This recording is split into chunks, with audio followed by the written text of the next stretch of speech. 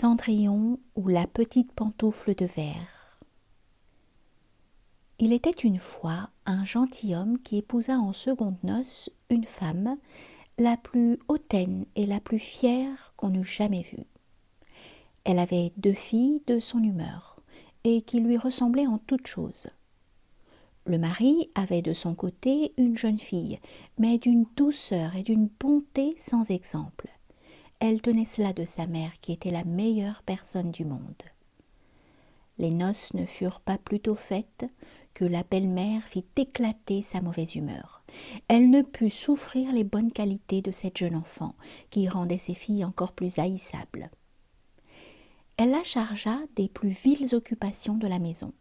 C'était elle qui nettoyait la vaisselle et les montées, qui frottait la chambre de madame et celle de mesdemoiselles ses filles. Elle couchait tout en haut de la maison, dans un grenier, sur une méchante paillasse, pendant que ses sœurs étaient dans des chambres parquetées, où elles avaient des lits des plus à la mode et des miroirs où elles se voyaient depuis les pieds jusqu'à la tête. La pauvre fille souffrait tout avec patience, et n'osait s'en plaindre à son père qui l'aurait grondée parce que sa femme le gouvernait entièrement. Lorsqu'elle avait fait son ouvrage, elle s'allait mettre au coin de la cheminée et s'asseoir dans les cendres, ce qui faisait qu'on l'appelait communément dans le logis Cendrillon. La cadette, qui n'était pas si malhonnête que son aînée, l'appelait Cendrillon. Cependant, Cendrillon, avec ses méchants habits, ne laissait pas d'être 100 fois plus belle que ses sœurs, quoique vêtue très magnifiquement. Il arriva que le fils du roi donna un bal, et qu'il en pria toutes les personnes de qualité. Nos 2 demoiselles en firent aussi prier, car elles faisaient grande figure dans le pays. Les voilà bien aises et bien occupées à choisir les habits et les coiffures qui leur siéraient le mieux. Nouvelle peine pour Cendrillon, car c'était elle qui repassait le linge de ses sœurs et qui gaudronnait leurs manchettes. On ne parlait que de la manière dont on s'habillerait. « Moi, dit l'aînée, je mettrai mon habit de velours rouge et ma garniture d'Angleterre. » « Moi, dit la cadette, je n'aurai que ma jupe ordinaire, mais en récompense je mettrai mon manteau à fleurs d'or et ma barrière de diamants, qui n'est pas des plus indifférentes. » On envoya quérir la bonne coiffeuse pour dresser les cornettes à 2 rangs, et on fit acheter des mouches de la bonne faiseuse. Elles appelèrent Cendrillon pour lui demander son avis, car elle avait bon goût. Cendrillon les conseilla le mieux du monde, et s'offrit même à les coiffer, ce qu'elles voulurent bien. En les coiffant, elle lui disait « Cendrillon, serais-tu bien aise d'aller au bal ?»« Hélas, mesdemoiselles, vous vous moquez de moi, ce n'est pas là ce qu'il me faut. »« Tu as raison, on rirait bien si on voyait un Cendrillon aller au bal. » Et une autre que Cendrillon les aurait coiffées de travers.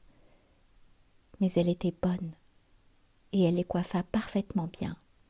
Elles furent près de 2 jours sans manger, tant elles étaient transportées de joie. On rompit plus de 12 lacets à force de les serrer pour les rendre la taille plus menue, et elles étaient toujours devant leur miroir. Enfin, l'heureux jour arriva.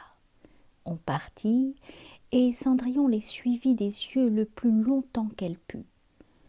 Lorsqu'elle ne les vit plus, elle se mit à pleurer.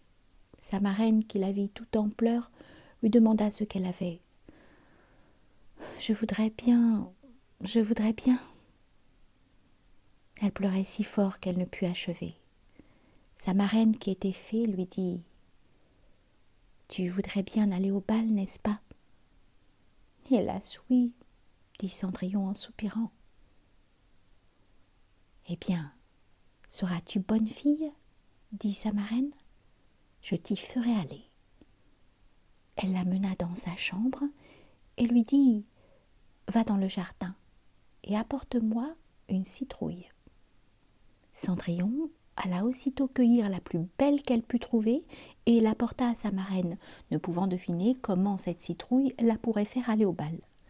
Sa marraine la creusa et, n'ayant laissé que l'écorce, la frappa de sa baguette et la citrouille fut aussitôt changée en un beau carrosse tout doré. Ensuite, elle alla regarder dans sa souricière où elle trouva 6 souris tout en vie Elle dit à Cendrillon de lever un peu la trappe de la souricière et à chaque souris qui sortait, elle lui donnait un coup de sa baguette. Et la souris était aussitôt changée en un beau cheval, ce qui fit un bel attelage de 6 chevaux, d'un beau gris de souris pommelée. Comme elle était en peine de quoi elle ferait un cocher, « Je vais voir, dit Cendrillon, s'il n'y a point quelques rats dans la ratière, nous en ferons un cocher. »« Tu as raison, dit sa marraine, va voir. » Cendrillon lui apporta la ratière où il y avait 3 gros rats.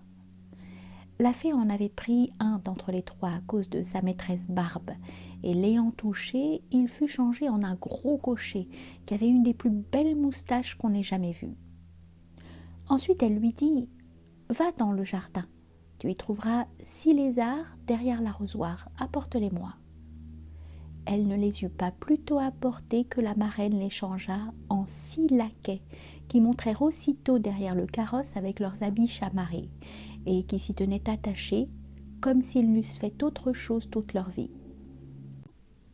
La fée dit alors à Cendrillon, « Eh bien, voilà de quoi aller au bal. N'es-tu pas bien aise ?»« Oui, mais est-ce que j'irai comme cela avec mes vilains habits ?» Sa marraine ne fit que la toucher avec sa baguette, et en même temps ses habits furent changés en des habits de drap d'or et d'argent, tout chamarrés de pierreries. Elle lui donna ensuite une paire de pantoufles de verre, la plus jolie au monde. Quand elle fut ainsi parée, elle monta en carrosse. Mais sa marraine lui recommanda sur toute chose de ne pas passer minuit, l'avertissement que si elle demeurait au bal un moment davantage, son carrosse redeviendrait citrouille, ses chevaux des souris, ses laquais des lézards, et que ses vieux habits reprendraient leur première forme. Elle promit à sa marraine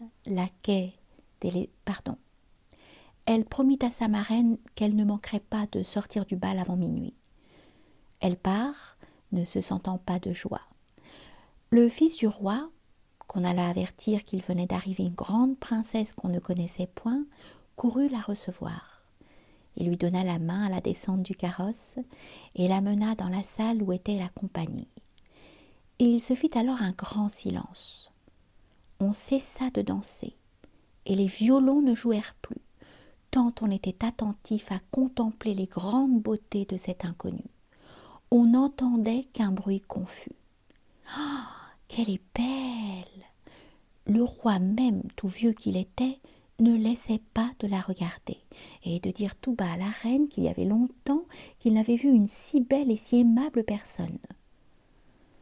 Toutes les dames étaient attentives à considérer sa coiffure et ses habits pour en avoir dès le lendemain de semblables, pourvu qu'il se trouvât des étoffes assez belles et des ouvriers assez habiles. Le fils du roi la mit à la place la plus honorable, et ensuite la prit pour la mener danser. Elle dansa avec tant de grâce qu'on l'admira encore davantage. On apporta une fort belle collation dont le jeune prince ne mangea point tant il était occupé à la considérer. Elle alla s'asseoir auprès de ses sœurs et leur fit 1000 honnêtetés. Elle leur fit part des oranges et des citrons que le prince lui avait donnés, ce qui les étonna fort car elle ne la connaissait point. Lorsqu'elle causait ainsi, Cendrillon entendit sonner 11h03. Elle fit aussitôt une grande révérence à la compagnie et s'en alla le plus vite qu'elle put. Dès qu'elle fut arrivée, elle alla trouver sa marraine, et après l'avoir remerciée, elle lui dit qu'elle souhaiterait bien aller encore le lendemain au bal, parce que le fils du roi l'en avait priée. Comme elle était occupée à raconter à sa marraine tout ce qui s'était passé au bal, les 2 sœurs heurtèrent la porte. Cendrillon leur alla ouvrir. « Que vous êtes longtemps à revenir ?» leur dit-elle en bâillant, en se frottant les yeux et en s'étendant comme s'il n'eût fait que de se réveiller. Elle n'avait cependant pas eu envie de dormir depuis qu'elle s'était quittée. « Si tu étais venue au bal, lui dit une de ses sœurs, tu ne t'y serais pas ennuyée. Il y est venu la plus belle princesse, la plus belle qu'on puisse jamais voir. Elle nous avait fait 1000 civilités, elle nous a donné des oranges et des citrons. » Cendrillon ne se sentait pas de joie. Elle leur demanda le nom de cette princesse, mais elles lui répondirent qu'on ne la connaissait pas, que le fils du roi en était fort en peine et qu'il donnerait toute chose au monde pour savoir qui elle était. Cendrillon sourit et leur dit Elle était donc bien belle. Mon Dieu, que vous êtes heureuse, ne pourrais-je point la voir? Hélas, mademoiselle Javotte, prêtez-moi votre habit jaune que vous vous mettez tous les jours. Vraiment, dit mademoiselle Javotte, je suis de cet avis. Prêtez votre habit à un vilain Susendron comme cela, il faudra que je fusse bien folle. Cendrillon s'attendait bien à ce refus, et elle en fut bien aise, car elle aurait été grandement embarrassée si sa sœur eût bien voulu lui prêter son habit. Le lendemain, les deux sœurs furent au bal, et Cendrillon aussi, mais encore plus parée que la première fois. Le fils du roi fut toujours auprès d'elle et ne cessa de lui conter des douceurs. La jeune demoiselle ne s'ennuya point et oublia ce que sa marraine lui avait recommandé, de sorte qu'elle entendit sonner le premier coup de minuit lorsqu'elle ne croyait pas qu'il fût encore 11 heures. Elle se leva et s'enfuit aussi légèrement qu'aurait fait une biche. Le prince la suivit, mais il ne put la rattraper. Elle laissa tomber une de ses pantoufles de verre, que le prince ramassa bien soigneusement. Cendrillon arriva chez elle bien essoufflée, sans carrosse, sans laquais, et avec ses méchants habits. Rien ne lui étant resté de toute sa magnificence qu'une de ses petites pantoufles, la pareille de celle qu'elle avait laissée tomber. On demanda aux gardes de la porte du palais s'ils n'avaient point vu sortir une princesse. Ils dirent qu'ils n'avaient vu personne, qu'une jeune fille fort mal vêtue, et qui avait plus l'air d'une paysanne que d'une demoiselle. Quand ces deux sœurs revinrent du bal, Cendrillon leur demanda si elles s'étaient encore bien diverties et si la belle dame y avait été. Elles lui dirent que oui, mais qu'elle s'était enfuie lorsque minuit avait sonné, et si promptement qu'elle avait laissé tomber une de ses petites pantoufles de verre, la plus jolie du monde, que le fils du roi l'avait ramassée, et que s'il n'avait fait que la regarder pendant tout le reste du bal, et qu'assurément il était fort amoureux de la belle personne à qui appartenait la petite pantoufle. Elles dirent vrai, car peu de jours après, le fils du roi fit publier à son de trompe qu'il épouserait celle dont le pied serait bien juste à la pantoufle. On commença à l'essayer aux princesses, ensuite aux duchesses et à toute la cour, mais inutilement. On l'apporta chez les deux sœurs qui firent tout leur possible pour faire entrer le pied dans la pantoufle, mais elles ne purent en venir à bout.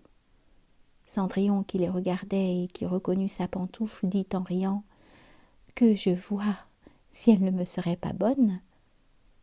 Ses sœurs se mirent à rire et à se moquer d'elle.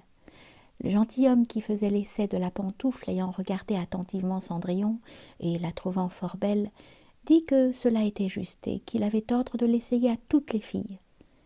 Il fit asseoir Cendrillon, et approchant la pantoufle de son petit pied, il vit qu'elle y entrait sans peine, et qu'elle y était juste comme de cire.